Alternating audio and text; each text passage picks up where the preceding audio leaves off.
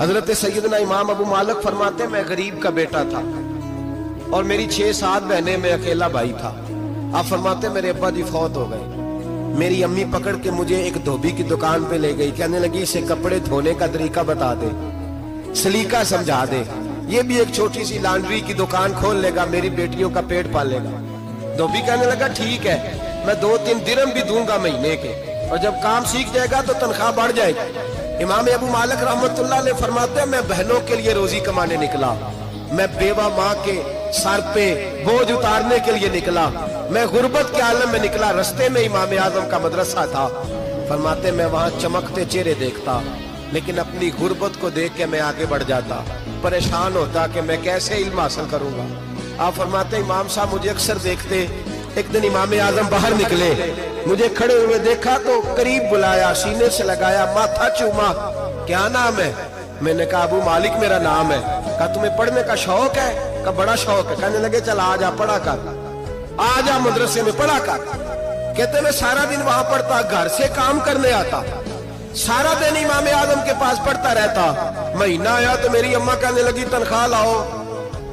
میں نے کہا امی جی تنخواہ تو وہ دے گا جو ڈیوٹی پہ جاتا ہو، میں تو پڑھنے جاتا ہوں۔ کہتے اماں گھر سے نکلی اور بڑے غصے کے ساتھ نکلی، کہنے لگی مولوی نے میرا بچہ خراب کر دیا، میرا بچہ خراب کر دیا، میں کام پہ بھیجتی تھی، اس نے کس چکر میں ڈال دیا، مسلوں سے بھی کبھی پیٹ بھرا ہے، کام بھی تو کرنے چاہیے نا۔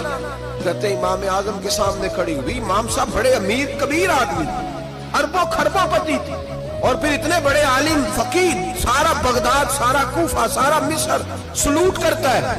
بی بی آئی اور تیز جملے، عورتوں کا طریقہ ہوتا ہے، کہنے لگی مولوی تیری سفید داڑھی، تیرا اتنا نام، تجھے خیال ہی نہیں آیا میں بیوہ عورت ہوں، تو نے میرا بچہ خراب کر ڈالا، میری یتیم بچیاں روٹی کہاں سے کھائیں گی، مسلوں سے بھی کبھی پیٹ بھرا ہے۔ کہتی اتنے سخت جملے کہے پر قربان جاؤ امام اعظم سنتے رہے اور مسکراتے رہے۔ کہنے لگے میری غلطی ہے، میری غلطی ہے، میری غلطی ہے، بی بی بھول گیا تھا، غلطی ہو گئی۔ بی بی کہتی رہی، امام صاحب سنتے رہے۔ جب غصہ اتر گیا تو کہنے لگے اماں تیرا غصہ اتر گیا ہے؟ اتر گیا ہے۔ کہنے لگے تیرا بیٹا بڑا نیک ہے، تیرا بیٹا بڑا لائق ہے، تو اسے پڑھنے دے۔ کہنے لگے چپ کر بے مولوی، یہ پڑھے گا تو میں روٹی کہاں سے کھاؤں گی؟ امام صاحب کہنے لگے مجھے بتائے گی تیرے گھر کا خرچہ کتنا ہے؟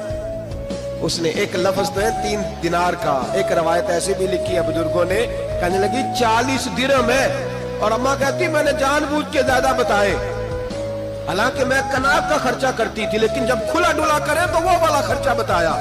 میں نے کہا 40 درہم خرچہ ہے، تو دے گا؟ کہتے امام اعظم کہنے لگے اماں تجھے لینے نہیں آنا پڑے گا، پہلی سے پہلے تیرے گھر میں پہنچ جایا کریں گے، یکم سے پہلے آئیں گے، 1 دن نہیں، 2 دن نہیں، 4 دن نہیں، 5 مہینے نہیں، 20 سال تک۔ کہنا آسان، بولنا آسان، سننا آسان، 20 سال تک امام ابو مالک کے گھر میں خرچہ دیتے رہے، وہ پڑھتے رہے۔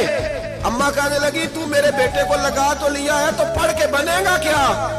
حضرت امام اعظم فرمانے لگے بادشاہوں کے تخت پر بیٹھ کر بادشاہوں کے ساتھ کھانے کھایا کرے گا، ان کے ساتھ بیٹھ کے حلوہ کھائے گا، وقت آئے گا تو دیکھے گی۔ کہتے ہیں میرے امام انتقال کر گئے، وقت بیت گیا، ہارون رشید نے مجھے بلایا بغداد میں اور کہا میں آپ کو چیف جسٹس بنانے لگا ہوں۔ کہتے ہیں میں خوشی سے سجدے کرنے لگا، میں چیف جسٹس بنا۔ میں نے اپنی اماں کو خط لکھا کہ اماں بغداد آ جا، تیرے بیٹے کو اللہ نے بڑی شان عطا کر دی ہے۔ فرماتے ہیں ہارون رشید کی بیوی بڑی اولیاء کی، علماء کی بڑی فرما بردار تھی، محبت کرنے والی تھی، اس نے حلوہ بنا کے بھیجا، کھانا بنا کے بھیجا۔ ہارون رشید تخت پہ بیٹھ کے کھانے لگا تو کہنے لگا امام صاحب آپ بھی یہیں آ جائیں میرے ساتھ۔ کہتے ایک کونے میں وہ بیٹھ گیا، ایک میں بیٹھ گیا، بیچ میں کھانا رکھ لیا۔ اتنی دیر میں میری اماں بھی پہنچ گئی، 2 لقمے کھائے تھے کہ اماں آ گئی۔ جب اماں نے مجھے تخت پہ بیٹھے دیکھا، ایک یتیم، ایک لاوارث، ایک بن باپ کا بچہ، وہ کل تک جو بہنوں کے لیے 4 دینار نہیں لا سکتا تھا، تخت پہ بیٹھ کے جب روٹی کھاتے دیکھا تو اماں تڑپ گئی، روئی، چیخیں ماری۔ میں نے کہا اماں کیا ہوا؟ کہنے لگی بیٹا مجھے تیرا استاد یاد آ گیا ہے، اس نے کئی سال پہلے کہا تھا اسے دین کا علم پڑھنے دے، اسے فقیہ بننے دے، یہ بہت آگے جائے گا۔ دیکھ آج اللہ نے تجھے کتنی شان عطا کی ہے، कहा बेटा ये कमाल तेरा नहीं, ये इमाम आजम अबू हनीफा का कमाल है।